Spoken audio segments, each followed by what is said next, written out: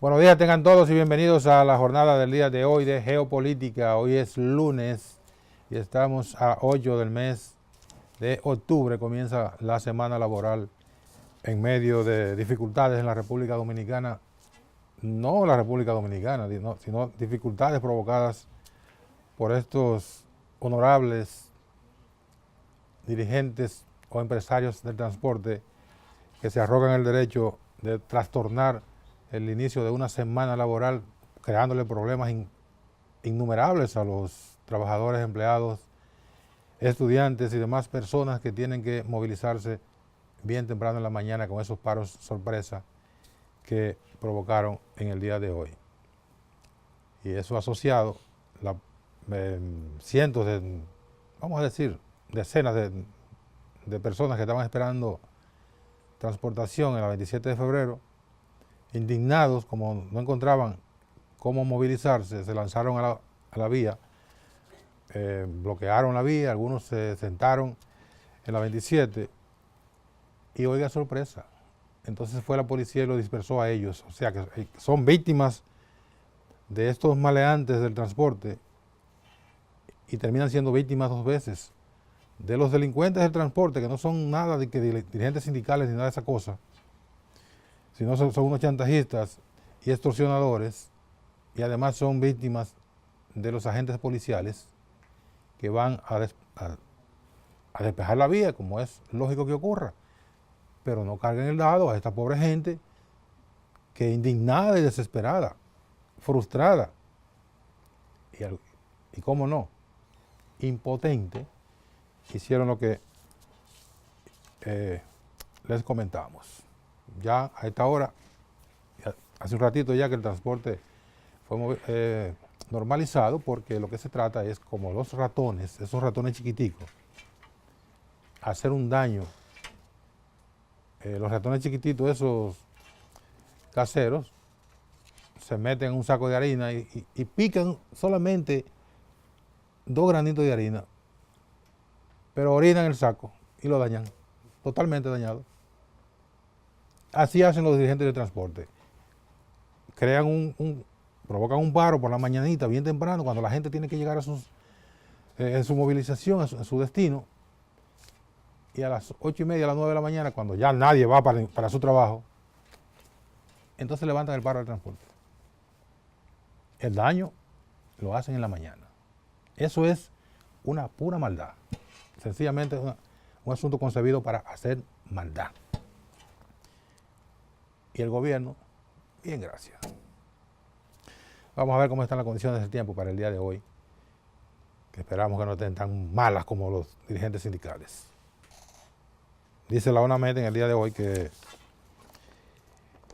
una vaguada que desde hace varios días está persistiendo sobre las condiciones del tiempo en la República Dominicana mantendrá activas esas condiciones en gran parte del territorio nacional.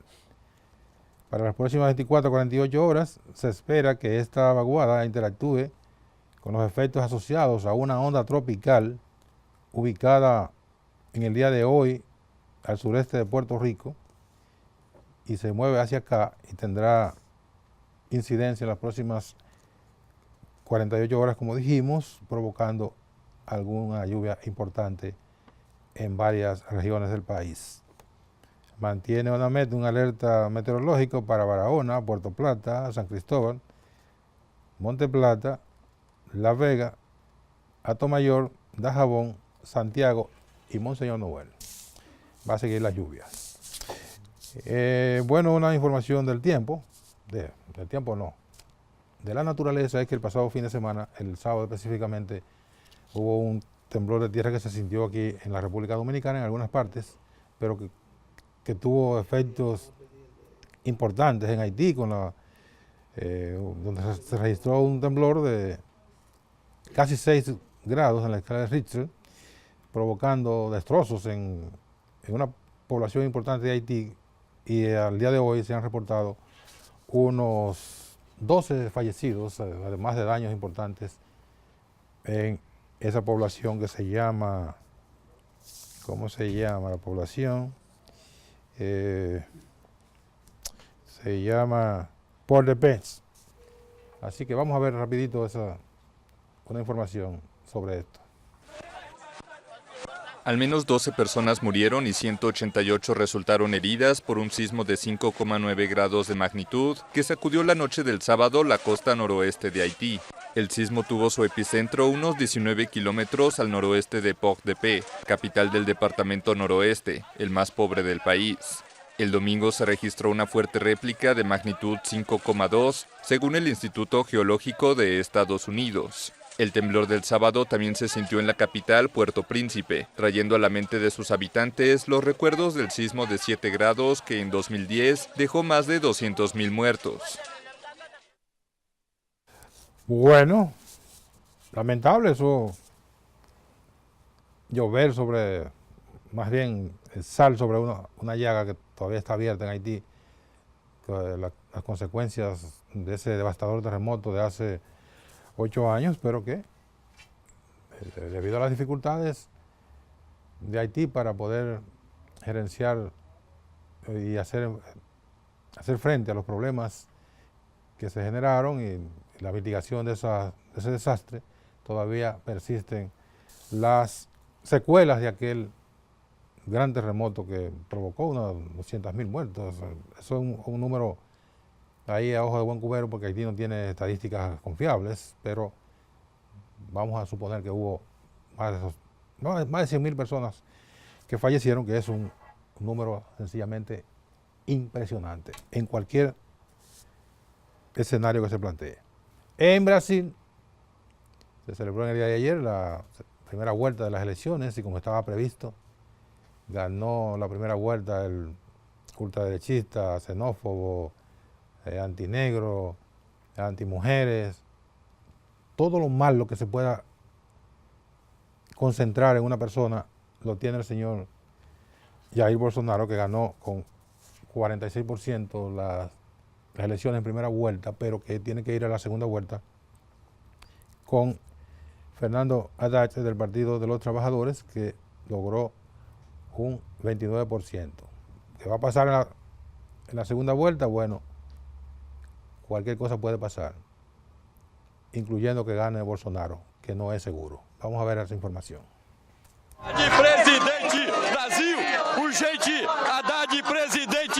Llamado urgente por la democracia en Brasil. La escena se produjo durante las primeras horas de la mañana en el recinto donde votó el candidato del PT, Fernando Haddad.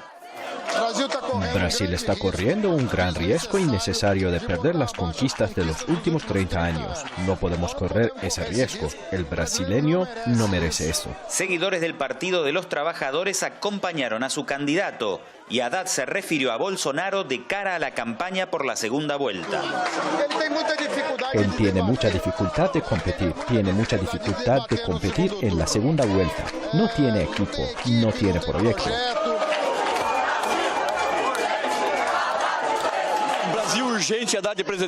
Urgente, necesitamos que Haddad sea el presidente de Brasil para rescatar nuestra democracia que fue pisoteada. Hoy votar por Haddad significa recuperar ese proceso democrático, significa derrotar el fascismo que está tomando el control de Brasil en esa onda que es mundial.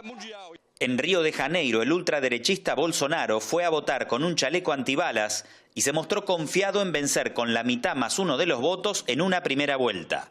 La jornada electoral se desarrolló con normalidad y sobre el final de la tarde, los primeros resultados extraoficiales evidenciaron un crecimiento de Bolsonaro que nadie había pronosticado. En la noche, solo un par de decenas de sus seguidores se congregaron en la avenida Paulista.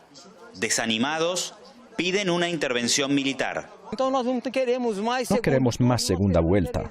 Nosotros queremos la intervención. Porque si tenemos segunda vuelta, Haddad del PT va a estar el 1 de enero sentado en la silla presidencial. El voto en Brasil es fraude. Entienda lo siguiente, el voto en Brasil es fraude, más nada. Sorpresivamente, los seguidores de Jair Bolsonaro no salieron a festejar su contundente victoria. Se sienten estafados, ya que esperaban obtener un triunfo en la primera ronda. Andrés Allari. Pues bien, ganó, recogió todo lo que podía recoger. Ya es borrón y cuenta nueva El día de hoy ya eso, lo que ocurrió ayer no existe. Ahora hay que ver qué va a pasar de cara al 28 de este mes, que va a ser la segunda vuelta. Y todos los pronósticos anteriores habían adelantado que en una segunda vuelta al señor Bolsonaro le va a ser bastante difícil ganar las elecciones. Pero como están pasando las cosas en el mundo ahora, nada es descartable. Ganó Donald Trump, cualquier cosa puede pasar. Vamos a la pausa y venimos de inmediato a conversar en el día de hoy con el doctor Julio César de la Rosa Tiburcio, presidente de la Alianza Dominicana contra la Corrupción, ADOCO. Manténgase con nosotros.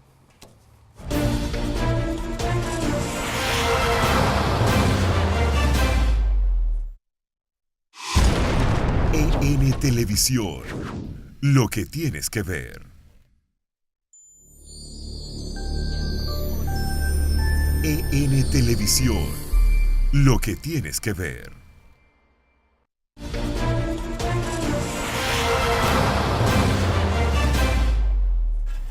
Gracias por seguir con nosotros. Este lunes en Geopolítica tenemos ahora a Julio César de la Rosa Tiburcio, presidente de la Alianza Dominicana contra la Corrupción, ADOCO, que es una institución que fue muy, digo fue, y me van a entender porque yo digo fue, muy beligerante en el tema de las denuncias y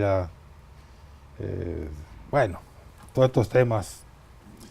Pero después se transformó, afortunadamente, en una entidad formativa, informativa, de orientación, de propuesta, y soltó a la calle. Buen día, Julio César. Buenos días, hermano Nelson. ¿Te presenté bien? Claro, claro. Esa misma pregunta se la hacen muchos. Y yo le he dicho que hay que dar oportunidad, y ya de hecho han entrado al escenario pues muchos actores que antes estaban en el anonimato y solamente nosotros teníamos la voz cantante en lo referente a la denuncia y sometimiento. O sea, que no solamente nos limitábamos a eso, una práctica que no la hemos abandonado del todo, porque de hecho tenemos una serie de casos que están siendo objeto de investigación para ya, cuando tengamos pues las evidencias que permitan pues judicializar un caso, hacerlo. Pero realmente ya mediático y eso sí ha habido, claro, porque nos hemos detenido ya a lo que debe ser la formación, la capacitación en el orden de la gestión pública, la transparencia y sobre todo crear una mayor conciencia en la ciudadanía, o sea, formando a ciudadanos con un lema que ojalá podamos finalmente poder exhibir: cambiarle la condición de cliente a la de ciudadano del individuo. Es una meta que nos hemos propuesto. Pero mira, eso es muy importante. Bueno, antes el ciudadano era nos referimos de cara al Estado, a las funciones públicas, a la gestión pública. Antes el ciudadano era un simple demandante de servicios. Sí. Luego pasó a cliente, que es un concepto que funciona bien en la empresa privada. En el comercio. En el comercio. Pero esta reingeniería, estos genios que vienen de diferentes lugares contratados por agencias del Estado, dijeron, no, vamos a poner que son clientes. Bueno, de repente ahora somos usuarios. Así es. Es así. Ya, y ADOCO lo que quiere es que seamos ciudadanos. Efectivamente. O sea, el individuo de por sí, que ya ha tenido esas categorías, en principio, de un simple individuo que no he tomado en cuenta de manera permanente, sino ocasionalmente, pues se le ha dado esa condición de cliente, y todo lo que se hace, todo esfuerzo que se hace, específicamente los partidos, no te lo forman, no le interesa capacitarlo, como ocurría antes, se desaparecieron las escuelas de cuadros de los partidos, sí, y que le daba más resultado pues en tiempo de una campaña electoral, pues acudir a ello y a partir de las necesidades que siempre van a tener, pues satisfacer medianamente esas necesidades con la plancha de hoja, la hoja de zinc, la funda de cemento, la canastilla a las embarazadas, en fin, la caja de muertos. Entonces ya pagaban de entrada y ya no debían, ya no tenían por qué responderle. Entonces, identificado eso, nosotros hemos adoptado ya como principio cambiar la condición del individuo de cliente a la de ciudadano. Ya cuando cambie y ya el individuo sienta que tiene tiene el poder en sus manos, pues va a demandar, en vez de que le den esas dádivas, que le hagan propuestas y que se cumplan esas propuestas. Y por eso hemos tenido resultados y hemos hecho todo un andamiaje de lo que es la Escuela de Formación y Capacitación Ciudadana nuestra, y pues hemos estado celebrando talleres de formación ciudadana desde el control social que tanto la Constitución como una serie de leyes pues le confieren al ciudadano. Y esa es la dinámica y creemos que desde ahí podemos hacer el esfuerzo necesario como para en el futuro tener a ciudadanos reales que a quienes se les va a convenir va a ser a los partidos, porque tendrán que invertir menos. Y como la ley 3318 de los partidos políticos, movimientos y agrupaciones políticas, pues establece que debe invertirse el 10% de los fondos que reciben en la capacitación, en la formación de sus militantes, pues es el tiempo perfecto para que esto se pueda materializar. Lo que se busca es que en vez de habitantes, que habitantes somos todos, claro, hayan ciudadanos reales, conscientes, que claro, tengan la conciencia de lo que necesitan, de lo que reclaman, de lo que el Estado tiene que proveer. Bueno, claro. Y la ciudadanía también tiene deberes, una correspondencia. No. O sea, yo demando, pero yo tengo que cumplir. El contrato del cual habló Juan Jacobo Rosó, de que es un contrato social, donde hay un compromiso de ambos, la población y gobernados y gobernantes. Entonces, en esa dimensión, pues debe producirse ese gran acuerdo, que es lo que va a permitir, pues, una mayor armonía social y sobre todo de que el gobierno, como un ente administrador del Estado, pues, lo haga de manera efectiva. Y por eso ya hay una serie de legislaciones. Tenemos una ley del 2013, que es la ley 107-13, de relaciones de las personas con la administración, en donde establece el procedimiento inclusive para cuando un usuario de un servicio público pues no es correspondido con simpatía, con equidad, con amabilidad, con diligencia, pues puede perfectamente accionar contra ese servidor público que no satisface la demanda de ese usuario. Entonces, ahorita mismo tú señalabas el caos que se formó hoy en el transporte. Bueno, ya hay la ley que establece el Intran, la ley de seguridad vial, de tránsito, seguridad vial. Una ley, un nombre larguísimo. Establece, pues, de manera clara, precisa, que ya los sindicatos no van a operar, sino deben ser empresas.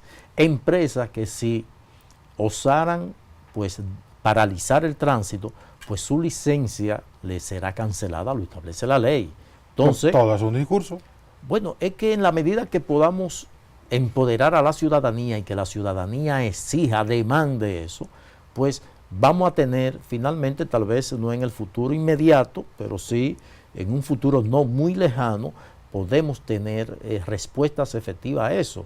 Y es no perder las esperanzas y antes que protestar, pues demandar de manera directa ante la autoridad que dentro de lo que establece la propia Constitución y esa ley de relación de la persona con la administración está el poder un ciudadano elevar un recurso, una acción de amparo de cumplimiento para exigirle al administrador a que haga cumplir la ley. ¿Eso se acciona ante el Tribunal Superior Administrativo? Efectivamente. Entonces son parte del material que nosotros estamos abordando en nuestro curso de formación y estamos seguros que desde ahí vamos a lograr el objetivo realmente de que haya un empoderamiento real del soberano, que finalmente es quien tiene la decisión de decidir al final.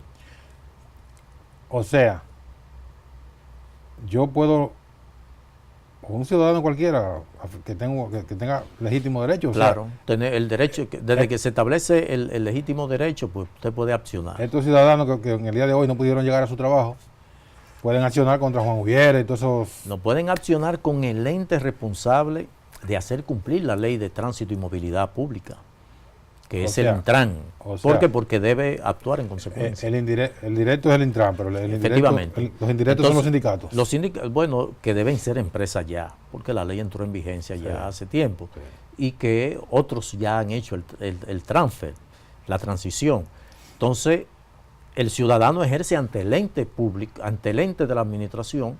Entonces debe regular a los regulados, a los subordinados, conforme a lo que establece la ley, y en consecuencia debe aplicarle las sanciones a quien violó la disposición de la ley, afectando el interés legítimo del ciudadano de poder transitar libremente, y sobre todo del derecho que tiene pues al servicio que es gerenteado o que es supervisado por la administración pública. Usted sabe que está dando unas informaciones muy valiosas. Mucha gente, bueno, el común de la gente no sabe de la existencia de este tipo de instrumentos. Sí.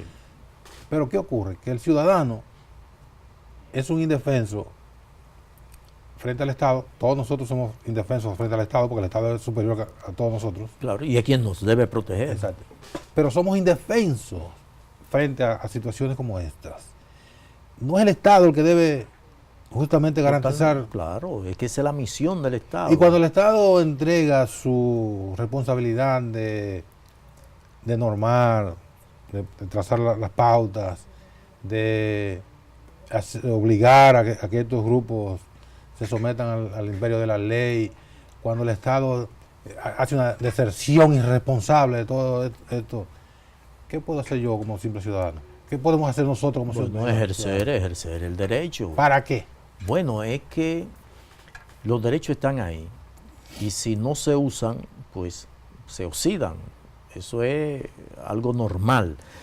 Entonces, para citar un ejemplo, la Ley de Libre Acceso a la Información, que data del año 2004, pues establece que todo ciudadano tiene derecho a tomar conocimiento de qué se hace con los recursos que administra el gobierno, los recursos del Estado que administra el gobierno. Y cuando hablamos de gobierno no nos referimos solamente al Ejecutivo, sino también al gobierno en sentido general. Sí. Entiéndase los tres poderes y la municipalidad. Entonces, todos tenemos derecho a demandar información y el manejo transparente de los recursos del Estado. Pues antes del 2004 no teníamos una herramienta como una ley para poder demandar a aquel que se niega a dar la información. Para citar un caso, ADOCO del año 2009 al 2011 elevó cerca de 200 acciones de amparo por incumplimiento de la ley. Contra el Senado solamente elevamos 25 legisladores, senadores, porque se negaban a entregar la información de qué hacían con el barrilito. Pues finalmente entregaron la información en el tribunal. Pero eso nosotros lo aplicamos año por año, y cada vez eran menos las acciones de amparo que teníamos que elevar. Y para citar un caso, la última acción de amparo que elevamos fue en el 2015. ¿Qué significa eso? Que fueron cumpliendo.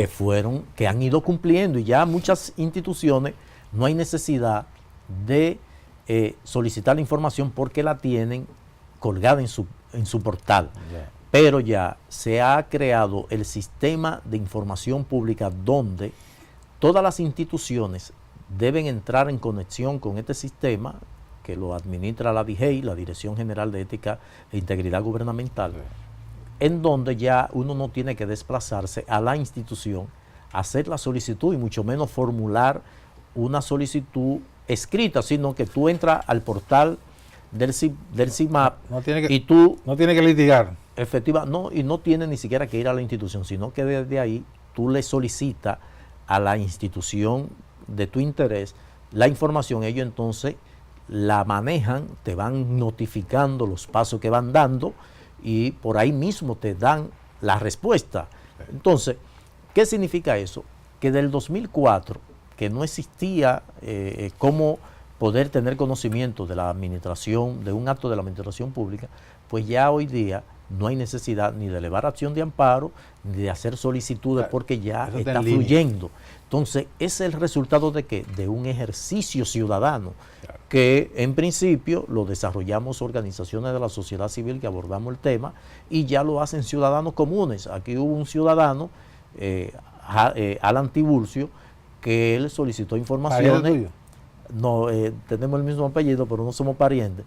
Él hizo un ejercicio ciudadano de solicitar informaciones a todas las instituciones y sobre todo aquellas que ni Cámara de Cuentas ni Contraloría pues interviene, el Ministerio de Defensa, al Arzobispado de Santo Domingo, al Cardenal López Rodríguez, de lo que recibía fondos públicos, qué hacían con ellos, y una serie de instituciones, a la Policía Nacional. O sea, él se tomó el derecho ciudadano de poner en atención a estas instituciones que generalmente nadie pues se interesaba por saber qué ocurría allí. ¿Y lo consiguió? Lo consiguió, le dieron respuesta, mucho tuvo que judicializarlo en el Tribunal Superior Administrativo, pero demostró que cuando uno tiene el interés de ejercer sus derechos, pues lo puede hacer, y estamos justamente en un estado democrático y de derecho, en donde todo ciudadano tiene derecho a exigir, pero también tiene derecho a cumplir. Tiene obligación a cumplir. Tiene obligaciones. Sí. Que nosotros partimos de lo siguiente: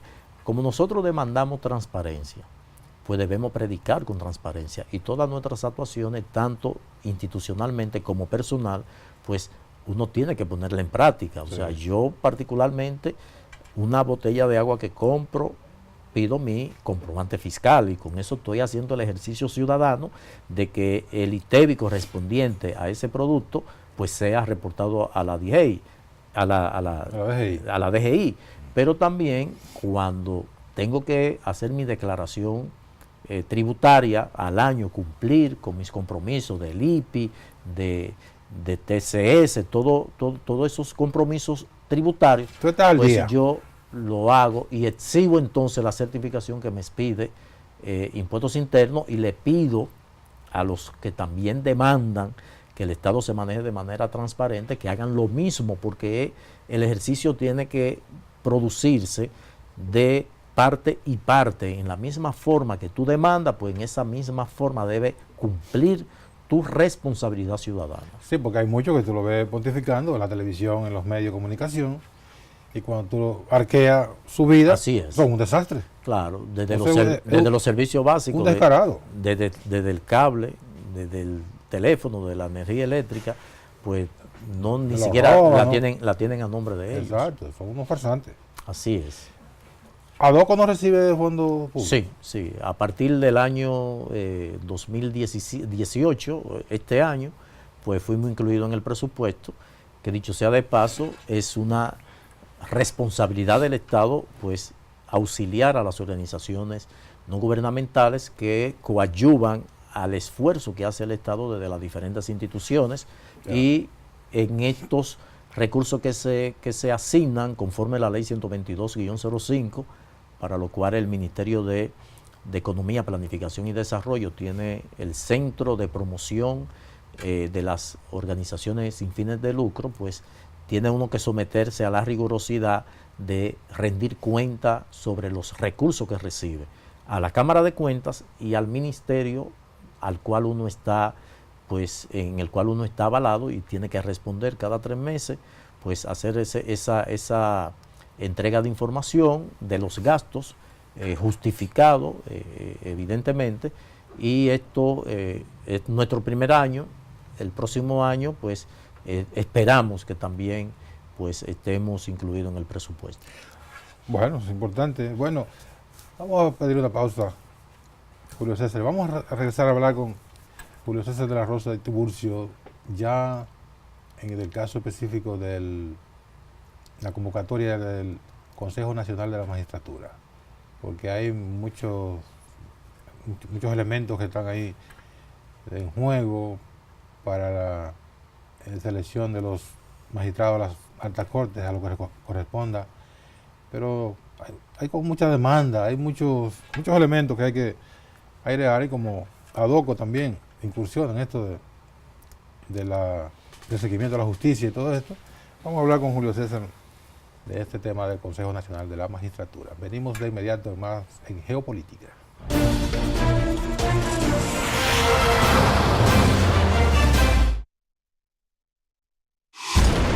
EN Televisión, lo que tienes que ver. EN Televisión, lo que tienes que ver.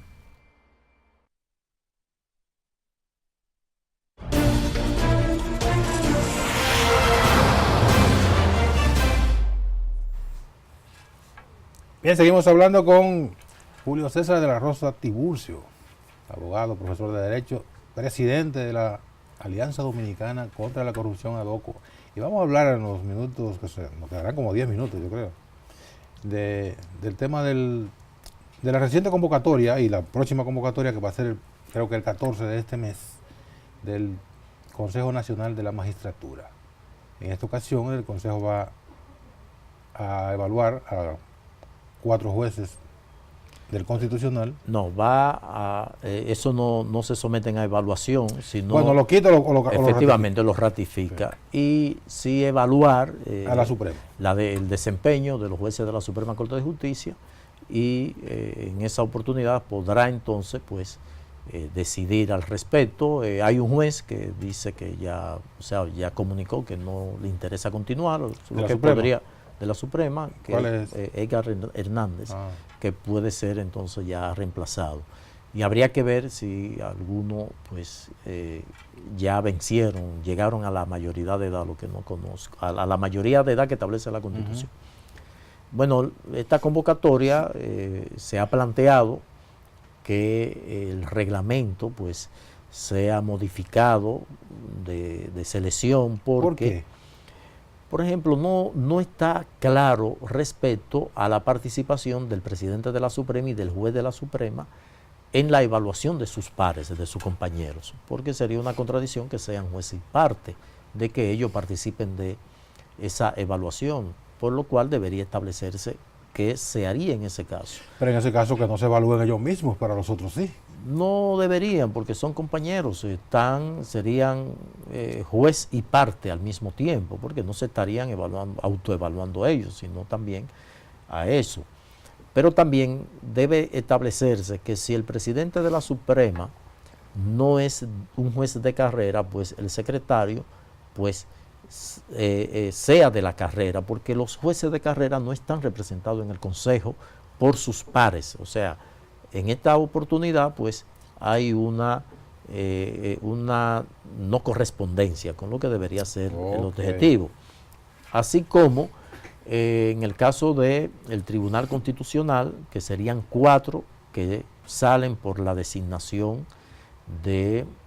por 6 años que fueron designados, y también quien ha llegado a los 75 años establecidos en la ley. Entonces, esta es la responsabilidad del Consejo Nacional de la Magistratura, que va a escoger primero a los jueces del Tribunal Constitucional.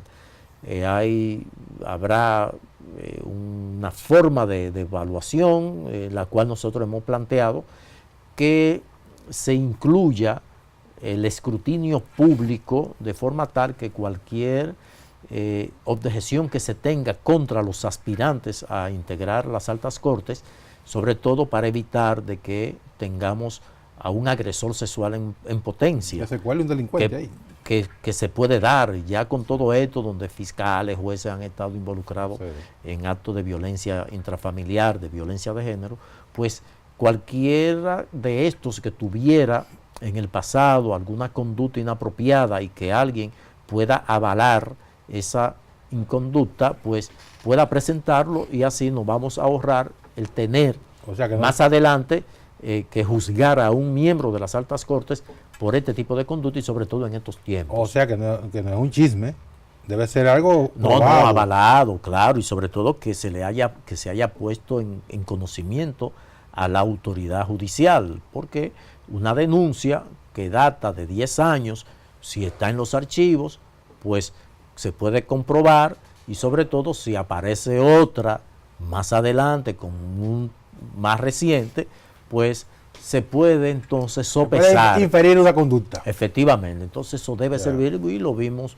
recientemente con la propuesta a cubrir la vacante en la Corte Suprema de los Estados Unidos, hecha por el presidente Trump, en donde hubo todo un debate alrededor de su candidato, en donde hubo la controversia y finalmente fue designado, pero se puso en conocimiento, y tal vez como no se trató de un hecho consumado, sino fue un intento de agresión sexual, y que tal vez hubo alguna contradicción, pues eso evitó que fuera rechazado al efecto. Entonces yo creo que aquí debemos ir asumiendo esa posición de que cualquier propuesto, cualquier postulado que se tenga conocimiento de él, pues se haga de conocimiento público que esa persona no puede ir. Y nosotros hicimos la propuesta, y es probable que ya algunos se hayan abstenido de presentarse porque sabe que esto se le puede sacar. Que le están vigilando. Así es. Pero cuando se somete previo a todo esto, hay audiencias públicas de la televisión. En esta ocasión no va a haber. No hay, pero son audiencias públicas que se limitan a preguntas, y sobre todo ahí solamente están representados, pues, de 8 miembros, hay 4 abogados.